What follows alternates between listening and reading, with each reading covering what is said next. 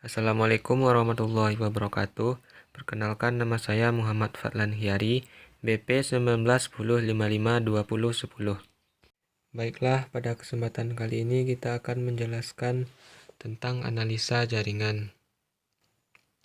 Analisa jaringan merupakan metode analisis yang dapat memberikan informasi atau gambaran kepada pihak manajemen dalam sebuah perencanaan kegiatan, agar dapat dilakukannya pengawasan dan pengendalian produksi. Dengan menggambarkan jaringan atau diagram network kegiatan proses produksi, pihak manajemen akan memperoleh manfaat, antara lain. Yang pertama yaitu memperoleh logika ketergantungan atau logika kegiatan produksi. Yang kedua, dapat mengetahui bahaya akan keterlambatan dari proses produksi. Yang ketiga, dapat dilihat kemungkinan perubahan jalur kegiatan produksi yang lebih baik atau lebih ekonomis. Yang keempat, dapat dipelajari kemungkinan percepatan dari salah satu atau beberapa jalur kegiatan. Yang kelima, dapat diketahui batas waktu penyelesaian keseluruhan proses produksi. Selanjutnya kita masuk kepada metode analisis jaringan. Yang pertama yaitu CPM atau Critical Path Method. Pada tahun 1950 oleh DuPont Corporation mengembangkan metode ini pada waktu yang hampir bersamaan dengan berkembangnya metode PERT. Ada dua pendekatan untuk menggambarkan jaringan proyek, yaitu yang pertama yaitu kegiatan pada titik atau Activity on Node (AON). Yang kedua itu kegiatan pada panah (Activity on a Row) (AOA). Pada konvensi AON, titik menunjukkan kegiatan, sedangkan pada AOA, panah menunjukkan kegiatan. Selanjutnya critical path, kegiatan yang tidak bisa dilakukan di waktu tenggang, kegiatan yang harus dilakukan di waktu yang tepat. Selanjutnya kita masuk kepada slide berikutnya, yaitu diagram tentang CPM atau Critical Path Method. Di sini dilihat yang pertama itu A, activity name or symbol, dan di bawahnya activity duration atau angka 2. Di sini dijelaskan EF atau early finish, ES ditambah waktu kegiatan subtopik, dan selanjutnya LF latest finish atau waktu terakhir selesai, LS latest start atau waktu terakhir mulai, ES early start yaitu untuk kegiatan selalu 0. Langkah-langkah dalam menentukan CPM yaitu yang pertama, buatlah diagram dari tabel yang telah disediakan. Yang kedua, tentukan ES, EF dengan cara bergerak ke kanan dengan memilih nilai terbesar. Yang ketiga, tentukan LF, LS dengan cara bergerak ke kiri dengan memilih nilai terkecil. Yang keempat, tentukan computing length time dengan cara LS dikurang ES.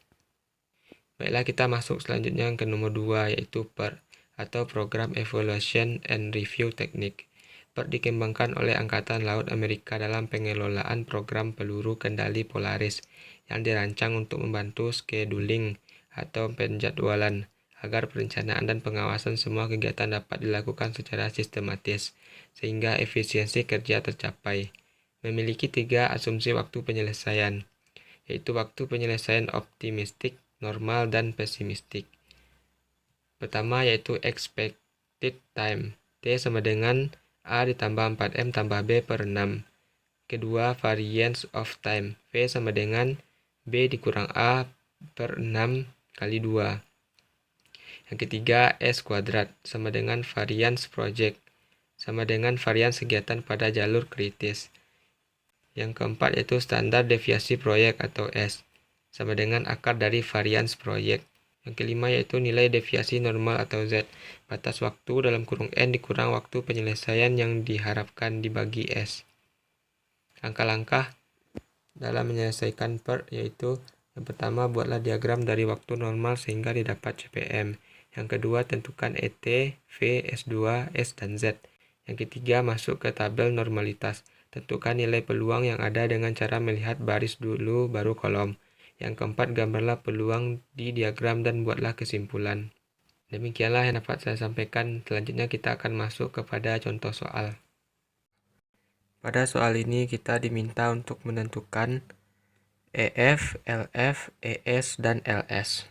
Baiklah, pertama kita akan menentukan EF dengan cara yaitu pada diagram A dapat dilihat ES-nya 0, kemudian ditambah dengan activity time yaitu 6, maka didapat EF dengan nilai 6.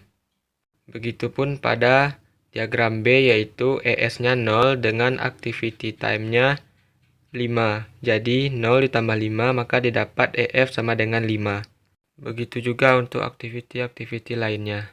Selanjutnya kita akan menentukan LF dan LS-nya. Kita lihat pada aktiviti H dengan syarat EF sama dengan LF. Cara untuk menentukan LS-nya yaitu LF dikurang dengan activity time maka didapatkan LS. Seperti pada activity H yaitu dengan nilai LF 18 dikurang dengan activity time 7 maka didapatkan LS sebanyak 11. Selanjutnya kita lihat pada activity D dan F yang memiliki hubungan dengan H. Maka pada activity H kita lihat sebelah kiri nilai yang paling kecil dengan nilai 11, yaitu kita letakkan pada LF pada activity F.